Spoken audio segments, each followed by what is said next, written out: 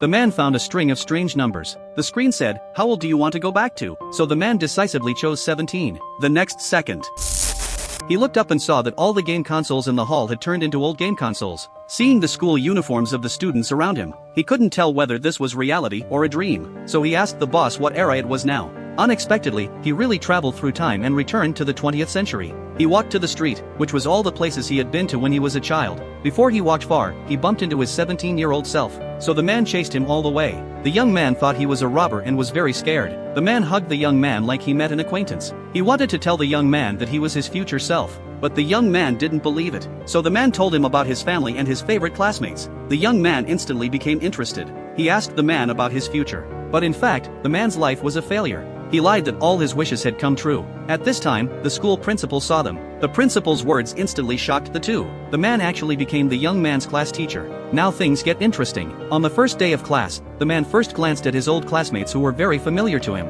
Then he complained and pointed at them and scolded them. Even after insulting everyone, he still wasn't satisfied. He insulted them one by one, calling them by their names. When he saw the classmates who had once bullied him, he insulted them even more harshly. This shocked his former self. Just then, a familiar voice came from the radio. It was the voice of his first love. So he followed his memory and came to the broadcasting room. Finally, he saw his white moonlight. The girl didn't recognize her at this time, but she seemed to have noticed something strange. The man thought it was all a dream and he could go back to reality after a good sleep. But the radio room sounded that day and he was still in school. So he tried various ways to get himself back to the future. But no matter what he did, it didn't work. At this time, he saw a game coin. So he came to the game hall, but he couldn't find the previous picture. Just like that, he was trapped in the 20th century. The TV series is called Waiting for You in the Future. If you are interested, you can go and watch it.